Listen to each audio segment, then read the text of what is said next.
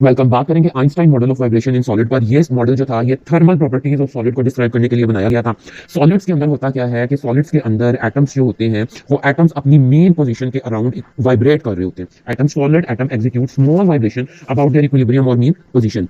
Classically अगर हम बात करें internal energy of the solids की, तो इंटरनल एनर्जी ऑफ सॉलिड को क्लासिकली हम लिखते हैं E is equal to 3 Na के, और Na को हम लिखते हैं R से। So E is equal to 3R। R क्या है इसके अंदर? R यहाँ पे है जी जनरल गैस कांस्टेंट या यूनिवर्सल गैस कांस्टेंट जिसे कहते हैं, और इसकी वैल्यू होती है 8.31 इंटू 10 टू एक्सपोनेंट में 3 जूल पर मोल पर केल्विन। ठीक है, तो आर इसके अंदर है जी जनरल गैस कांस्टेंट। ये हमने क्लासिकली इंटरनल एनर्जी डिफाइन की हुई है सॉलिड्स की। अब स्पेसिफिक हीट को अगर हम बताएं कांस्टेंट वॉल्यूम पर स्पेसिफिक हीट को देखें तो उसका रिलेशन क्या होता है? वो होता है जी curly over curly T of E at constant volume. ये होता है एक रिलेशन किसका? Specific heat at constant volume का। अब इसके अंदर आप क्या करें कि इस E की वैल्यू लगा दें जो आपने ऊपर निकाली है 3Na के, सबस्क्रिप्ट में A और K, यहाँ पे हमने इसको लगा दिया, यानी कि ये 3R ही यहाँ पे लगा दिया। तो ड्यूनॉन-पेटिट लॉ के अकॉर्डिंगली हमारे पास क्या चीज आ जाती है कि specific heat at constant volume is equal to 3R।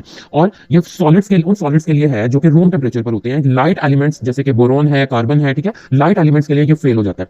So Einstein ने क्या किया? एक दूसरा फॉर्मूला यूज किया।